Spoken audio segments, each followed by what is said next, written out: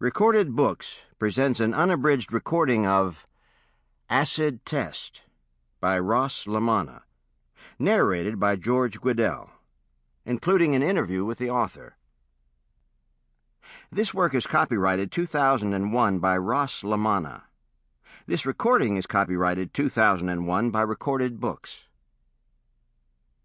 The ruthless warrior, Batu Khan, has forged a menacing new empire across Central Asia and Mongolia. Wedding his primitive killer instincts to a high-tech arsenal, Batu and his merciless armies approach Europe on a tide of terror and butchery. When Batu's forces bring the world to the brink of conflagration, only a handful of U.S. military and White House insiders know the true gravity of this ominous situation. And now, Acid Test. Chapter 1.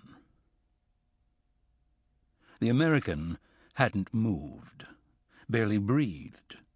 He'd been crouching on the cold desert ground for 9 hours and 40 minutes, and a light film of khaki-colored dust coated his boots, jeans, leather bomber jacket, even his hair and face.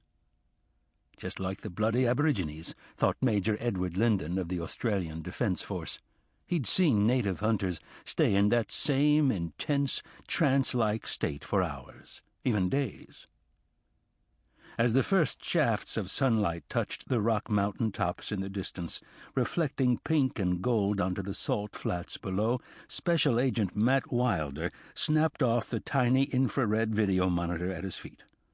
His sudden movement startled Lyndon, who had cramps in his legs and back and needed to piss so bad he could taste it.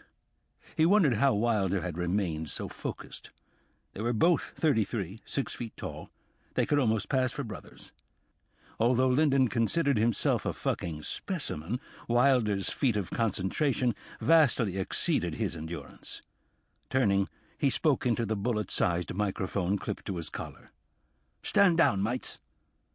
6 young Defense Force troops in camouflage fatigues, 2 sharpshooters, an electronic surveillance expert, and 3 strike force commandos appeared from behind the scruffy vegetation to groan and stretch.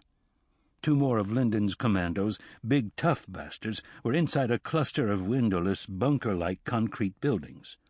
He'd put them there as a greeting party in case anyone managed to slip through the outside perimeter. In unison, the men outside lined up to relieve themselves along a 12-foot-high chain-link fence separating the buildings from the salt flats. Some passed around cigarettes, while others... Sample complete. Ready to continue?